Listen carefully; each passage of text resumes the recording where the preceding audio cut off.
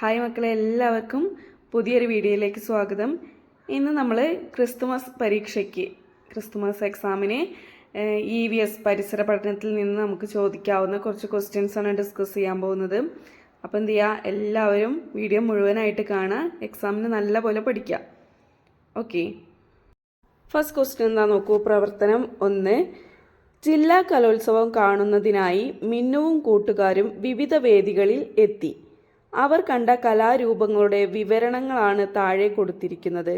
അവ ഏതൊക്കെ കലാരൂപങ്ങൾ ആണെന്ന് കണ്ടെത്തി എഴുതാമോ?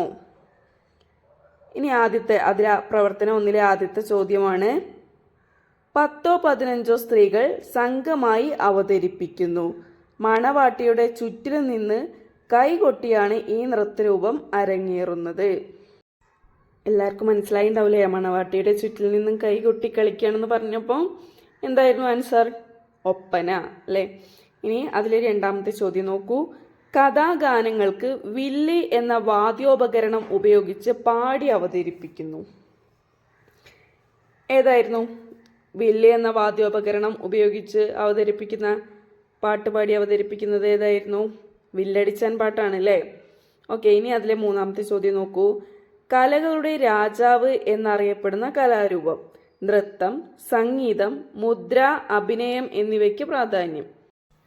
ഓക്കെ, അപ്പോൾ ഏത് കലാരൂപത്തെയാണ് നമ്മൾ കലകളുടെ രാജാവ് എന്ന് പറയുന്നത്, വിശേഷിപ്പിക്കുന്നത്? ആൻസർ എന്തായിരുന്നു? കഥകളിയാണ്. ഓക്കെ, ഇനി നാലാമത് എന്താ ഇവിടെ തന്നിട്ടുള്ളത്? മംഗലം കളിയെക്കുറിച്ച് എഴുതാനാണല്ലേ പറഞ്ഞിട്ടുള്ളത്. ഓക്കെ, കല്യാണത്തോടനുബന്ധിച്ച് അവതരിപ്പിക്കുന്ന കലാരൂപം. പ്രധാനമായും സ്ത്രീകളുടെ സംഘമാണ് മംഗലം കളി അവതരിപ്പിക്കുന്നത്. പുരുഷന്മാർ പാടുകയും കൈകൊട്ടുകയും ചെയ്യുന്നു. കല്യാണക്കളി എന്നു ഇതിന് പേരുണ്ട്. കാസർഗോഡ്, കണ്ണൂർ ജില്ലകളിൽ പ്രചാരത്തിലുണ്ട്. ഓക്കെ, ഇത്രയും കാര്യമാണ് നമുക്ക് മംഗലം കളിയെക്കുറിച്ച് എഴുതി കൊടുക്കാവുന്നത്. ഓക്കെ, ഇനി അതിലെ ബി ക്വസ്റ്റ്യൻസ് നോക്കൂ. പ്രവർത്തനം 1 ബി ക്വസ്റ്റ്യൻസ് എന്താണ് നോക്കൂ. തന്നിരിക്കുന്ന പ്രസ്താവനകൾ വായിച്ച് ശരിയായത് കണ്ടെത്തി എഴുതുക. ഓക്കെ, അതിൽ ആദ്യത്തെ ചോദ്യമാണ്. കേരളത്തിലെ സംഗീത ശാസ്ത്ര ശാഖയ്ക്ക് മഹത്തായ സംഭാവനകൾ നൽകിയ വ്യക്തിയാണ് സ്വാതി തിരുനാൾ. ഓക്കെ, ഇനി രണ്ടാമത്തെ പ്രസ്താവനയാണ്. പ്രസിദ്ധ നാടൻ പാട്ട് രചയിതാവാണ് മോയിൻകുട്ടി വൈദ്യർ. അപ്പോൾ 2 പ്രസ്താവനകളാണ് ഇവിടെ തന്നിട്ടുള്ളതിലേ. നമുക്ക് പ്രസ്താവനകൾ ഒന്നുകൂടെ വായിക്കാം. കേരളത്തിലെ സംഗീത ശാഖയ്ക്ക് മഹത്തായ സംഭാവനകൾ നൽകിയ വ്യക്തിയാണ് സ്വാതി തിരുനാൾ. അതുപോലെ രണ്ടാമത്തത് പ്രസിദ്ധ നാടൻ പാട്ട് രചയിതാവാണ് മോയിൻകുട്ടി വൈദ്യർ. ഇനി അതിൽ 4 ഓപ്ഷൻസ് തന്നിട്ടുണ്ട്. ഓപ്ഷൻ എ ആണ് 1 മാത്രം ശരിയാണ്. ഓപ്ഷൻ ബി 2 മാത്രം ശരിയാണ്. ഓപ്ഷൻ സി 1ഉം 2ഉം ശരിയാണ്. ഓപ്ഷൻ ഡി 1ഉം 2ഉം ശരിയല്ല. അപ്പോൾ 2 പ്രസ്താവനകൾ ഇവിടെ വായിച്ചില്ലേ നമ്മൾ. അതിൽ തന്നിരിക്കുന്നതിൽ ഒന്നാമത്തെ പ്രസ്താവനയും രണ്ടാമത്തെ പ്രസ്താവനയും വായിച്ചിട്ട് അതിൽ ശരിയായത് കണ്ടെത്തി എഴുതാനാണ് പറയുന്നത് അല്ലേ. അപ്പോൾ ആൻസർ ഈ ബോക്സിൽ നമുക്ക് എന്ത് എഴുതി കൊടുക്കാം? ഓപ്ഷൻ എ 1 മാത്രം ശരിയാണ്. ഇനി നോക്കൂ മക്കളെ, പ്രവർത്തനം 2 പറക്കുന്ന കൂട്ടുകാർ. അതിൽ ആദ്യത്തെ ചോദ്യമാണ്. നീനു തൻ്റെ പരിസരത്ത് കണ്ട പക്ഷികളെ നിരീക്ഷിച്ച് കണ്ടെത്തിയ കാര്യം കുറിച്ചു വെച്ചു. അനുയോജ്യമായവ വരച്ചു ചേർക്കൂ. ഇവിടെ നീനു പക്ഷികളെ നിരീക്ഷിച്ചിട്ട് കുറച്ച് കാര്യങ്ങൾ ഇവിടെ എഴുതി വെച്ചിട്ടുണ്ട്. അതിന് അനുയോജ്യമായത് ഏതൊക്കെയാണെന്ന് വരച്ചു ചേർക്കാനാണ് പറയുന്നത്.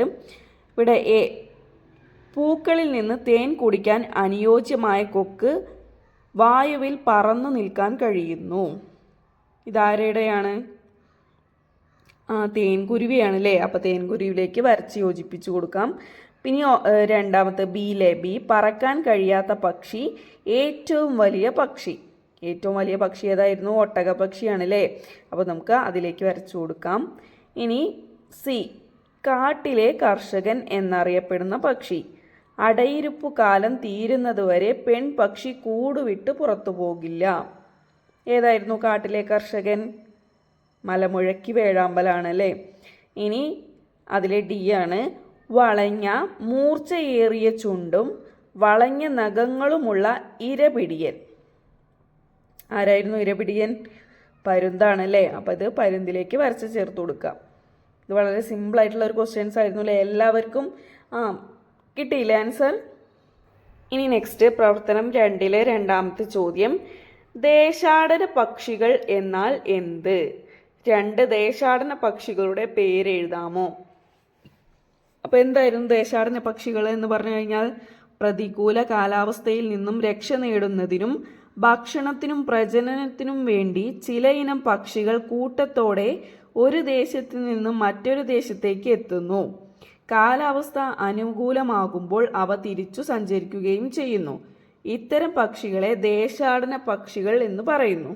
ഓക്കെ, ഇനി ദേശാടന പക്ഷികൾക്ക് 2 ഉദാഹരണങ്ങൾ അല്ലേ, പേര് ദേശാടന പക്ഷികളുടെ 2 പേര് എഴുതാനും കൂടെ പറഞ്ഞിട്ടുണ്ട്. ഏതൊക്കെ എഴുതി കൊടുക്കാം നമുക്ക്? കാവി, നാഗമോഹൻ. ഓക്കെ, ഇത് 2 എന്താണ്? ദേശാടന പക്ഷികളാണ്. ഇനി 3ാമത്തെ ക്വസ്റ്റ്യൻ നോക്കൂ. താഴെ തന്നിരിക്കുന്ന തെറ്റായ പ്രസ്താവന ഏത്? താഴെ കുറച്ച് പ്രസ്താവനകൾ തന്നിട്ടുണ്ട്. അതിൽ തെറ്റായ പ്രസ്താവന ഏതാണ് എന്നുള്ളത് കണ്ടുപിടിക്കാനാണ്. ഓക്കെ, ആദ്യത്തെ നോക്കൂ. ഇരപിടിയൻ പക്ഷികൾക്ക് കാലുകളിൽ വളഞ്ഞു കൂർത്ത നഖങ്ങൾ, വളഞ്ഞു മൂർച്ചയേറിയ ചുണ്ടുകൾ എന്നിവ ഉണ്ടാകും. ഇനി അതിലെ 2ാമത്തെ പ്രസ്താവന, എല്ലാ പക്ഷികൾക്കും ശരീരത്തിൽ തൂവലുകൾ, ചിറകുകൾ, കൊക്ക് എന്നിവ ഉണ്ട്. അല്ലേ, എന്തായിരുന്നു? എല്ലാ പക്ഷികൾക്കും ശരീരത്തിൽ തൂവലുകൾ, ചിറക്, കൊക്ക് എന്നിവ ഉണ്ട്. ഇനി അതിലെ 3ാമത്തെ പ്രസ്താവന എന്താണ്? എല്ലാ പക്ഷികളുടെയും ശരീരഘടന ഒരുപോലെയാണ്. ഇതിൽ തന്നിരിക്കുന്നതിൽ തെറ്റായ പ്രസ്താവന ഏതാണ് എന്നുള്ളതാണ് ചോദ്യം.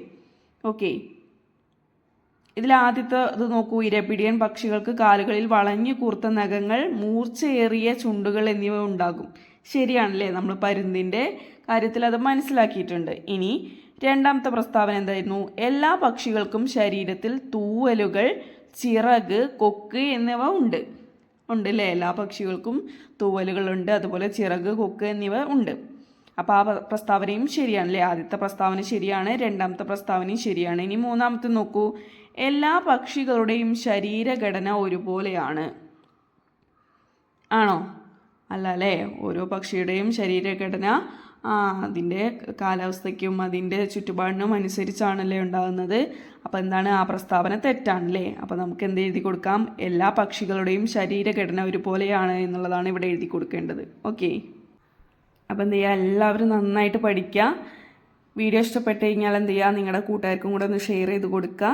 ചാനൽ സബ്സ്ക്രൈബ് ചെയ്യാൻ മറക്കരുത്. വീഡിയോ ലൈക്ക് ചെയ്യാനും മറക്കരുത്.